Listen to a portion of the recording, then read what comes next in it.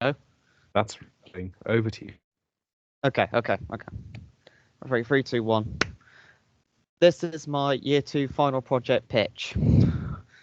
Now, this game, even though it seems massive, I have compensated for that. I do have a plan for this, but this game, I hope to make some sort of like action-based game of, because I've made too many walking simulators past. I wanted to make something different and challenge myself. So I wanted to make this sort of like game where you play as a mage fighting waves of enemies with shooting magic spells from a wand. Think of like a first-person shooter with a fantasy veil thrown over it. So you got to the aim of the game is like higher score, stay alive, typical roguelike sort of thing. Even though it could have an end, I think we'll probably be an endless game where you have to keep fighting until you get overwhelmed and die. And if there is time during the development process, I will add. I hope to add the ability to level up, gain XP, and add more spells and enemy types, etc. You get what I mean. Anyway, moving on. The game will feature a bright and vibrant color palette. Colors must be heavily saturated. I want to go for a very low poly, like low poly, pleasant to look at art style, sort of cartoonish, but not too cartoonish. I want to get a nice blend. And the setting, my main idea was to have like some sort of arena, sort of like a Colosseum sort of thing, but just instead of like massive Colosseum like Rome, it's just surrounded by castle walls and gates and all sorts of things. But I want also the visuals to look very magical. So, for example, on the player's staff, which will be replacing the gun in this context, I want to use like stuff like emissive textures quite a bit, because I've used that in the past, and I've used them in the past to create fantasy settings, and I really like the effects that they made. So because colors are going to be mostly reds, blues, and bright colors rather than dull ones like black and just grey and sort of stuff. I just want to use a load of bright colors. Please work. Is that right? I think so. But a lot of issues and debates. The fantasy does have a lot of issues and debates, but I've chosen the ones that I think are more relevant to me. Most of which is going to be tropes and cliches, because fantasy is relentlessly uses these tropes. But I do want to lean into those tropes a little bit, just to craft the visuals per game. But I do realize that doing this too much will become a detriment experience. I don't want the game to seem too generic as like another fantasy game in the library. Also, combat fatigue is very problematic. Because what I mean by this is like the way players are rewarded for engaging in combat. I hope to like, instead of using the proper using the regular XP system, hope to like find a different way, hopefully for like upgrades and sort of things. And imagery is very important, because imagery with fantasy usually ends in controversy, because when it comes to, I hope to, it's because when dark imagery for like enemies and antagonists to use, if you lean too much into that, it does cause controversy when you're using like demonic elements in it. And I hope to not use those too much, perhaps very slightly, but not too much. My research plan, but the research for this project will mostly involve programming research, looking how to implement certain game mechanics into my process, and also project, sorry, and also researching into any technical issues I run into, which I don't believe it's likely to happen, but it's always going to be a problem that's always there, so I have to keep that in mind. But when it comes to like other sorts of research, like more in depth into like the fantasy genre as a whole, this game isn't going to be complicated or story focused. So that even though the research is going to be there, that research isn't really going to be very relevant to me. And my research is going to be mostly just either programming or like very specific in terms of like visuals and stuff, because if you think about fantasy, you can get a pretty good idea of what sort of visuals choices you should make. And also, the reason why I've gone for this sort of game idea is because Unreal Engine already has an FPS controller built into the engine, and I can reverse engineer that to create my own code and avoid stealing code from the internet that I don't understand, which I have had problems with in the past. I don't want to go into tutorial hell, if you get what I mean.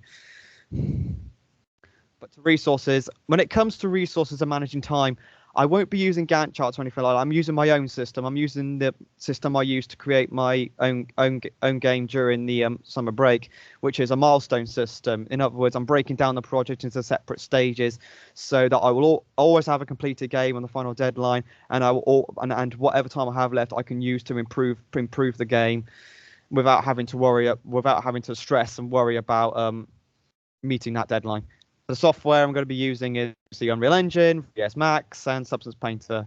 But if I have to do modeling outside of college, I will have to be using Blender. However, I will have to allocate time to learn how to use it if it comes to that, as I have no experience. But it would probably be better in the long run to learn it, as it's free and open source, unlike 3ds Max, which is expensive. At the moment, I don't have any hardware issues because now this year, unlike last year, I do have a computer that actually can run all the software that we need. It's actually a proper computer, not just a laptop now. But from this project, I hope to what I hope to gain from this project is to improve on my game development process and my thinking when it comes to approaching problems rather than my skills specifically with software. I hope to increase my skills with decomposition to implement more complex game mechanics to enhance the overall experience and make the game more appealing to the player. See, because player interest and engagement is at the heart of this project rather than making it just look pretty. I hope to keep the players' interest. That gameplay is going to be very, very at the heart of the project. As I say, I can't think of a better way of putting it. But in the long term, this will benefit me greatly whether I choose to go into game development full time or as a side career. Either way, I will have a better grasp on what audience will be searching for in a game, and my developers will become more efficient. And hopefully, that would result in me producing more high quality product in the future. But the threats, there are two main threats: hardware issues and unsolvable problems. And to prepare for these threats, to minimize their effects on my project's development process, I will be using my own computer at home as well as the computer at college to work on the project with the use of OneDrive. Hopefully, there are no problems with the OneDrive. I have had problems with it in the past, but hopefully now that I understand it a bit more, there won't be a problem.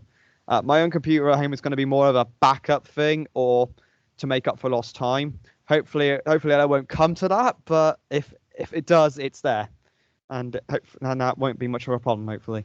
And as for the problems, unsolvable problems, that is why I've decided to use the milestone system.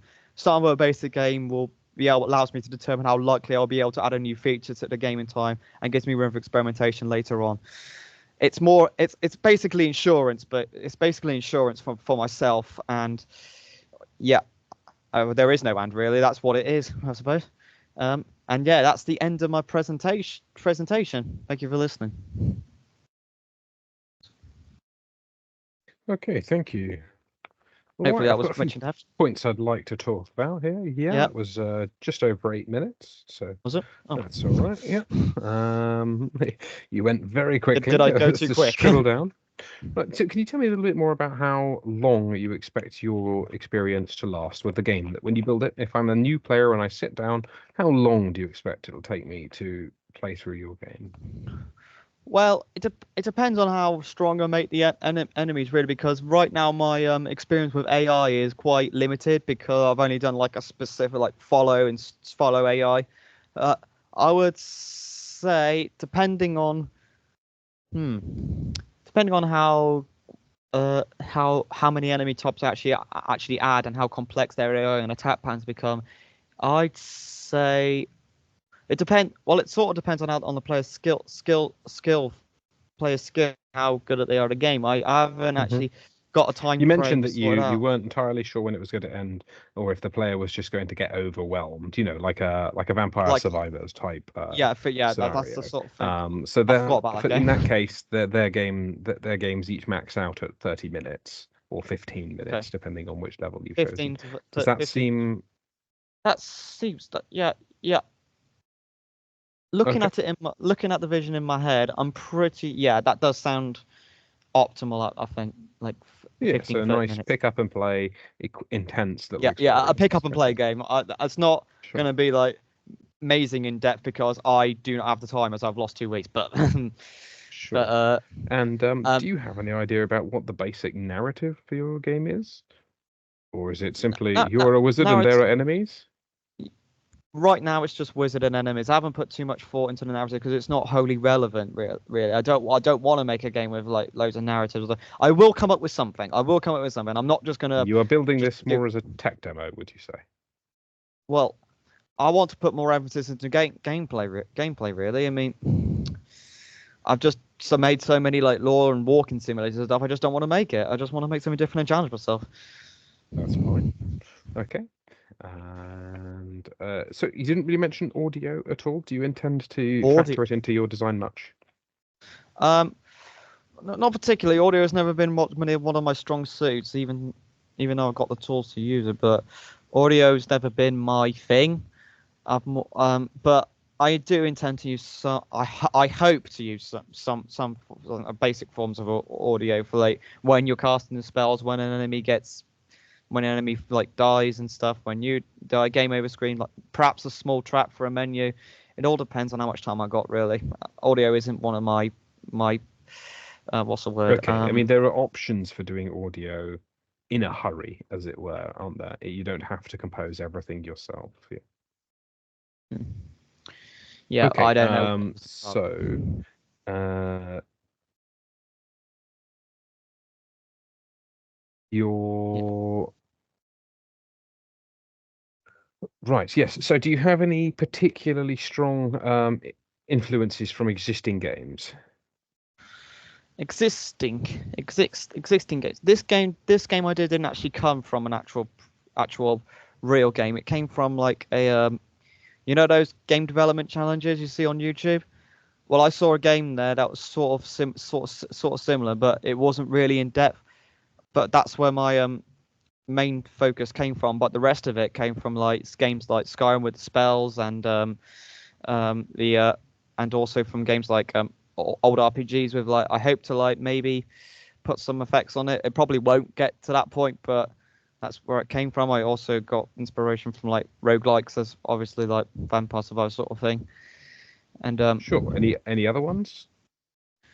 well, as those are the only roguelikes really I know. I just got an idea. I just got a random idea, and I just went with it. I'm not really one Okay. for like gaining inspiration from many other games. I just don't like copying other people really. Right. So that means that when it comes to evaluating your potential audience for your product, who do you consider this game to be for? Well, I didn't think about. I just want to make it. I didn't really think about that because I don't know how to think about that. I don't because every game genre has an audience, and I I just don't know how to think about that. It's never So been, you've already mentioned a couple of different genres of games. you know. So your game is going to fit into, you've said the roguelite. Yeah. Um, Oh, yeah. so have you, for example, looked into how popular roguelite games are? No, I haven't. I haven't had the opportunity yet. Oh, I think it would be well worth your time then to make sure that you do a little bit of audience, product, and market research. How many roguelike games are there on sale with that tag on Steam at the moment, for example? Okay. How many active players do some of them have? Mhm. What's the average cost for these games? That sort Mhm. of thing would let you know if this was a commercial release, for example, how viable Ah. your game was going to be. Okay. Like if you're creating a game for a genre that has 35 people worldwide playing it on a daily basis, that is a very, very difficult genre to break into. And also, there's not a lot of market there for you. Whereas if you want to try and release the next MMO shooter, and are going to need to rent servers and you're going to need investors for your marketing, then you're going to need some numbers to know to make sure that there is an audience for your product out there. In your case, you said you just have an idea for a very interesting blend of first-person gameplay and roguelike wave combat mechanics. Um, so what it would behove you to do is to see if there is anything similar out there. Are there any first-person fantasy games? You've mentioned Skyrim, But can That's you the think obvious. of That's any the obvious other? one. Can you think of any other ones that are out at the moment? To be quite honest, I haven't actually seen many first-person fantasy games. Come to think of it, Well, you might want to check out Warhammer Diatide. yeah, Sorry, Vermintide, it's called. Yeah. Hmm. No, it's obvious. Which I also haven't heard features of wizards that. doing first person. Yeah, it also features wizards and first person combat. But it is not a roguelike game, but it might give you some inspirations for how things are done. You've mentioned a number of discussions about the aesthetics. You wanted a very striking wand. That makes sense to me since, like Sorry, you're you're saying, breaking it's up. there. I didn't hear that last bit. No, I Breaking said, up. sorry, I think I yawned. You want a very striking wand for your wizard, your staff. I wanted to look nice. I wouldn't say Yeah.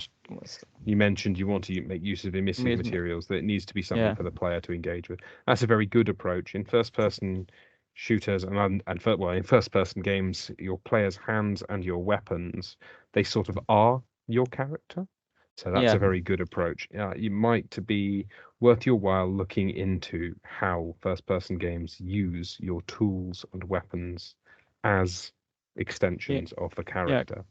Yeah, because in first-person games, the weapons are just there. They aren't. There's not much. They shouldn't. To be honest, there really shouldn't be anything too much drawing into it, because that takes away from like what the player is trying to actually aim at. But it's that. But the weapons never really look too impressive for what they do. So at least that's from what I've seen. This tells me that. So I'd like to see you doing a little bit of market research. You need to look into your audience and work out who your game is for. This might also help you narrow down some of your choices, because it seems like you have quite a vague outline of an idea where you focus very much on the gameplay, but you don't really have the framework for it nailed down. Do you have any of your enemy designs or your spells in mind? Do you have any ideas for? Okay. Yeah, quite. Sorry, do I have to? Okay. Yeah, I have quite a few. I have made a similar mechanic in another game where you swap out like power ups, but I'm hoping to take that sort of thing and like do. Oh, it would have been great to see some of that in your pitch if you could have shown me some of your work. Yeah. Yeah, Okay. I forgot to add that in, but don't worry. I hope to rewrite that code for this project, for like instead of just swapping out the spells. Same thing. Right, and can you tell me a bit more about your time management milestone system? How does this work? Well, how this works is I take the project and I break it down into its most like basic parts. So for example, and I put those into milestones. So for example, milestone 1 would be like a basic block out prototype of the game. One spell, one enemy type, no XP thing, like basic block out levels, etc. You get what I mean. And then milestone 2 will be adding more features, and then milestone 3, but like focus on visuals, etc., until we get like a much higher quality product. I can't remember. I have planned just planned some milestones, but I can't remember what they are. I haven't got my site right up. I only just wrote them. But can you open the project proposal form that you also sent yourself? Okay. 1 second.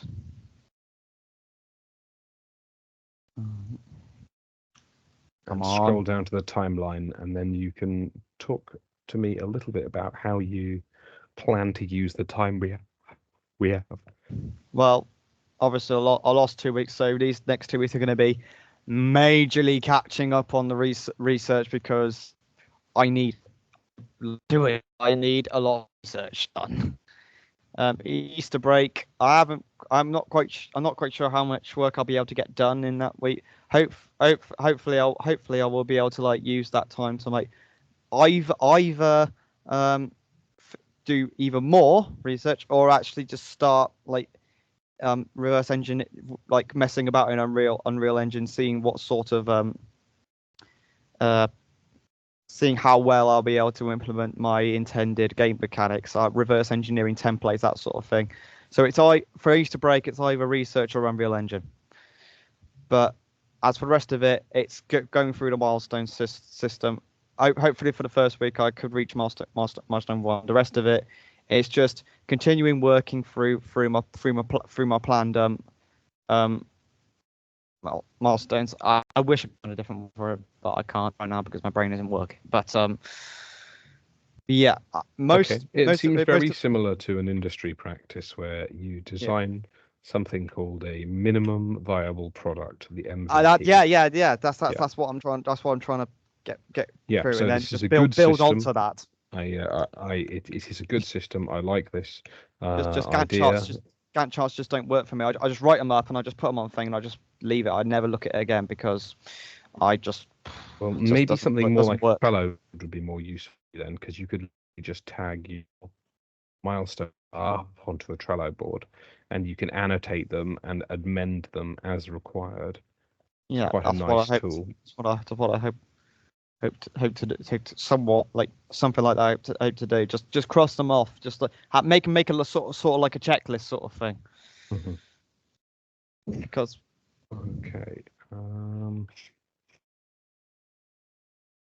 Also allows me to gauge how much time I have left and how realistically if I'm gonna reach the next milestone in time, and if not, I can just just work on polish and just making it look more professional, like menus and stuff. Well, so what I need you to consider when you're writing this up on your blog then is that what we are looking at is confident and evidenced selection of your ideas. So a lot of your current pitch is quite vague. For example, you don't really have a world nailed down beyond, like you said, you wanted to do a generic fantasy world. Can you give me an example of a generic fantasy world? Okay. Let me think of one quickly. Okay, I think I've got something in my head. Grassy plain, massive castle in the distance. Let me think a bit more. Sorry, can you think of a game or movie that uses what you would describe as a generic fantasy setting? Okay. Sorry, I misunderstood you. Well, let's. Which one should I pick? I'd say one of the. It's difficult to pick now. I'd say that the Legend of Zelda games, obviously, they not Final Fantasy, because their settings are a lot more intertwined with other concepts, industrial and stuff, but not those games. Skyrim, the Elder Scrolls series, obviously. To be quite honest, it's just. Do you see what I mean? That you're not able to quite clearly and concisely pick out the elements that you would consider the make up this generic fantasy setting is something of concern. Now, I know you're particularly focused on the gameplay elements, so let's just switch to those gameplay elements here for a second. You're going first person. Why have you made the choice to go first person?